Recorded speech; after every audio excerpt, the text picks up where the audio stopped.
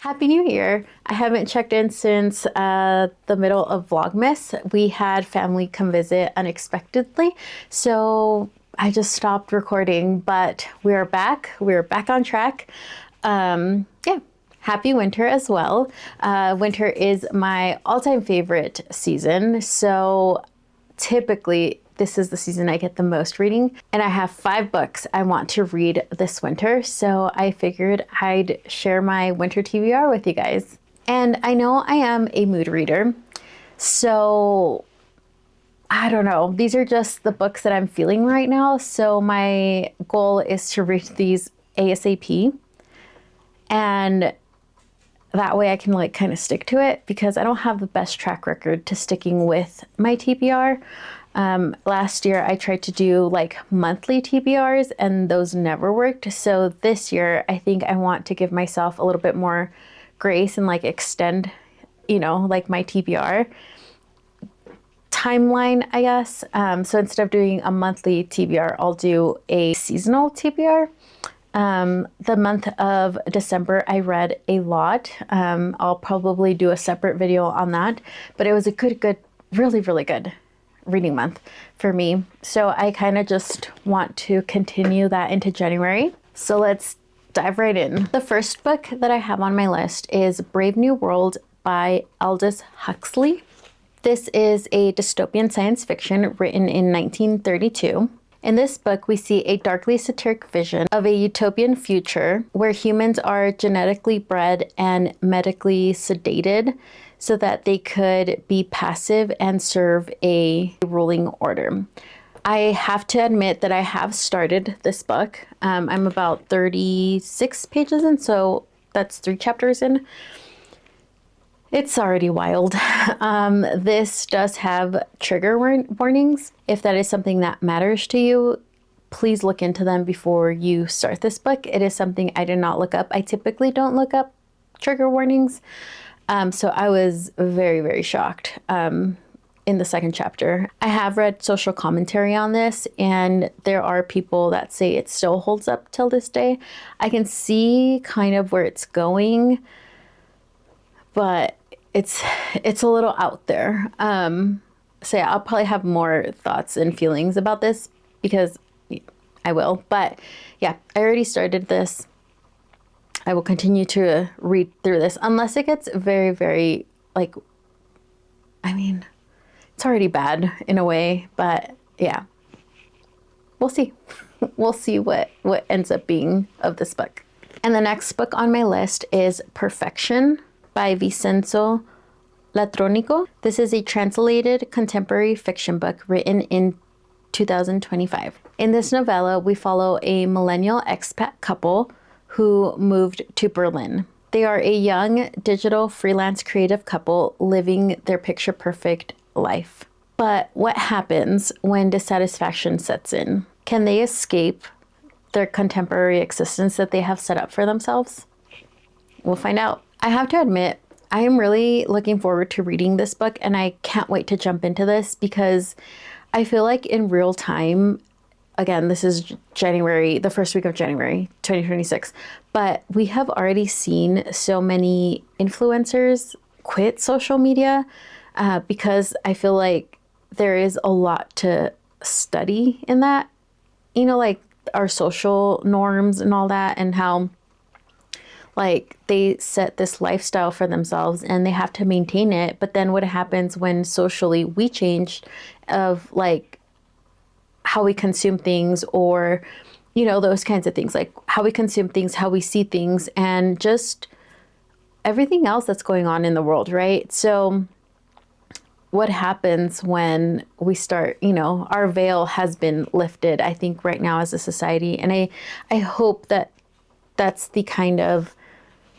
commentary that is made in this book. Again, I haven't read it. I haven't heard anything about this, but I'm hoping that that's kind of where it goes, because there's so much to say about everything that's happening, in our influencer and content creator world. The next book is also a novella, and that is The Great Gatsby by F. Scott Fitzgerald. This novella is a classic literary fiction book written in 1925.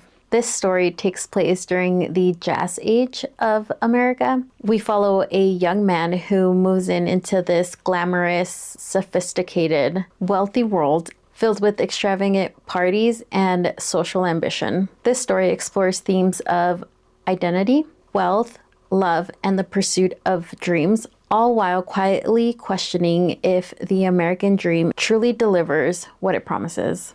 I have to admit, this book is very intimidating to me just because it is a very well-known classic. There are movies about this book and everybody seems to know it, and I have never seen any movies or read it before. So I am barely jumping into this story, and as much as I am excited to finally be able to experience it and, you know, like, I don't know, like be able to talk about it and like see the foundation of a lot of other, you know, because this book has also been the inspiration for other spin-offs and things like that. So I'm excited, but I do have to admit I am very, very intimidated. But I also think that right now is a good time to read that because, again, there's just so much politically going on that, you know, what is the American dream at this point, you know? So the next book on my list is Amusing Ourselves to Death by Neil Postman. This is a nonfiction book written in 2005. We have been habituated to visual entertainment measured out in spoonful of times. But what happens when we start to expect the same thing from our politics? What happens to journalism, education, and even religion when they too become forms of show business?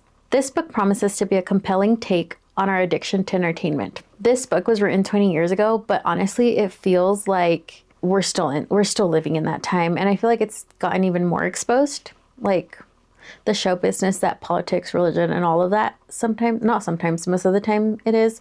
So I'm eager to see like the points that were made for 2005, how they hold up to like 2026 now. And if we have we have gotten worse, right?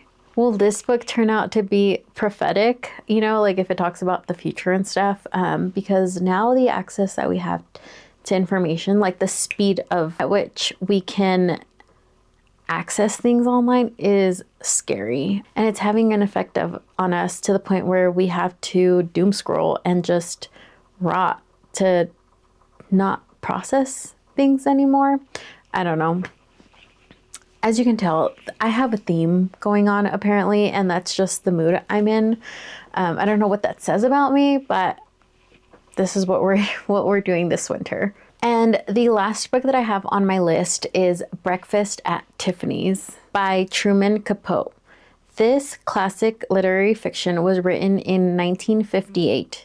In this short story, we time travel back to New York in the 1940s, where the martinis flow from cocktail hour till breakfast at Tiffany's. In this book, we follow Holly Golightly, and a brief encounter in New York City reveals the allure and a mystery of a woman who lives by her own rules. And honestly, guys, I just have the same sentiment about this one as I do with The Great Gatsby. The movie adaptation with Audrey Hepburn is such a beloved movie by so many. I have never seen it myself. So when I realized that it was a novella, I decided to pick it up before I watched the movie. I don't know exactly what to expect. I just know that the movie, she's very posh. At least that's what I have interpreted from like memes basically, or like pictures, like, you know, like stills from the movie. So I have no idea what to expect.